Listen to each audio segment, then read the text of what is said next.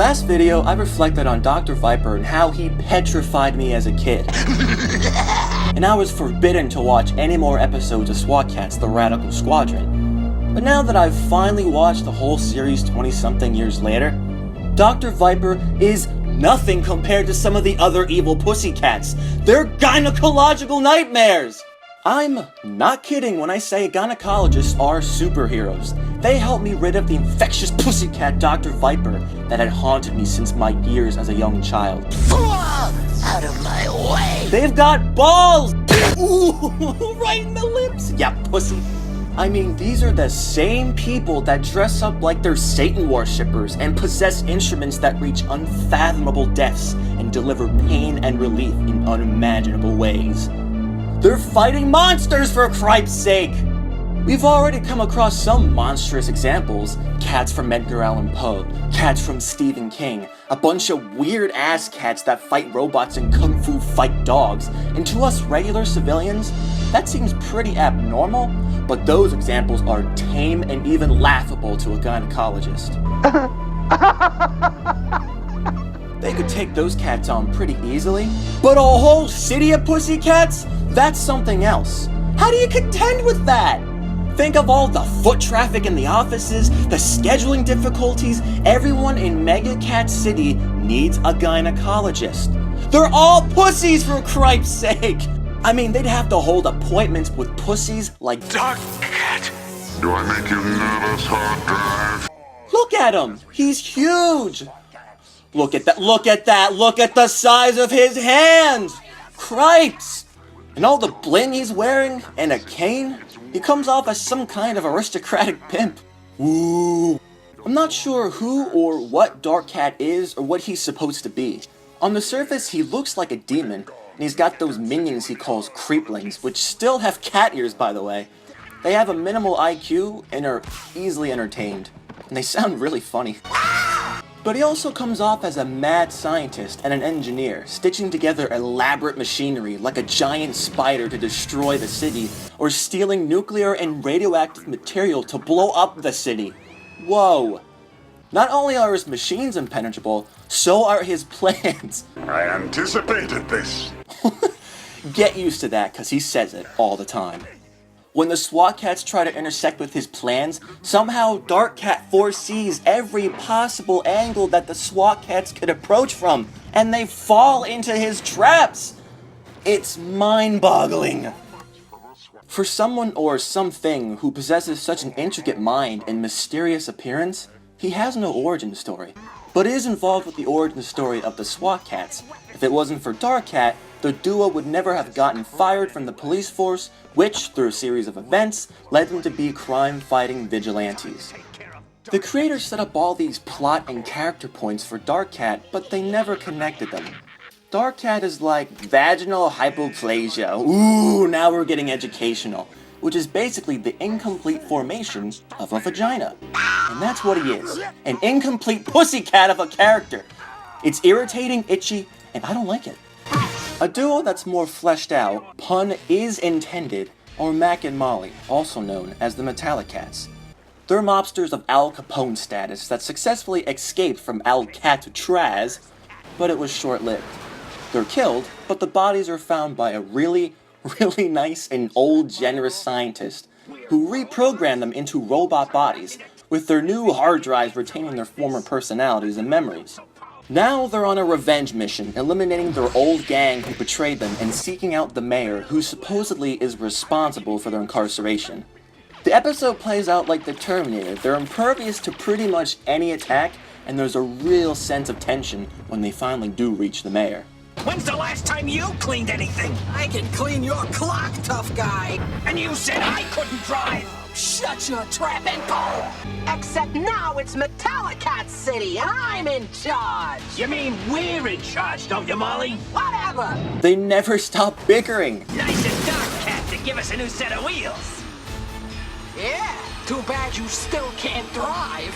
Oh, stop your yammering! Mac and Molly are like enduring your first period. You feel like you're dying, Ah, don't feel so good! but no! You're just transforming from a girl into a mature, indestructible robot that blows stuff up!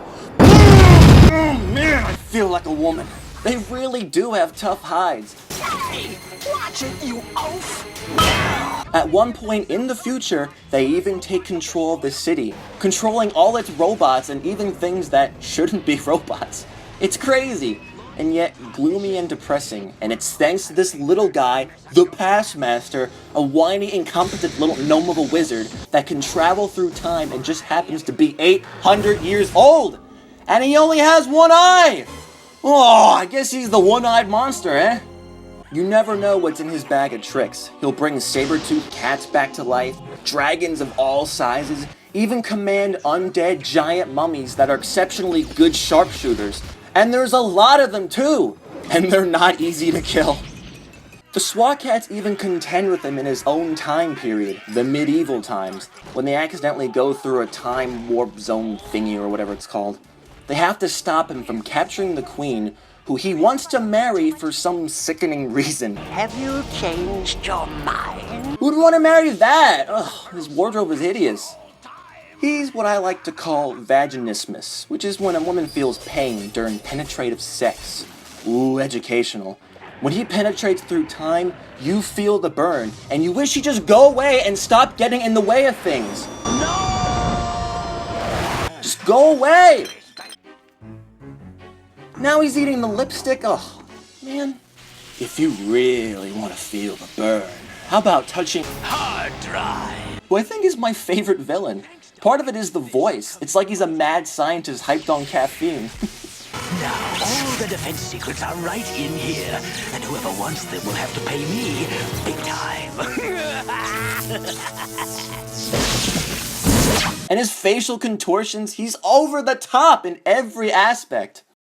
He wears this special coat that gives him glowing eyes, a crazy mohawk, and can travel through anything that has an electrical current.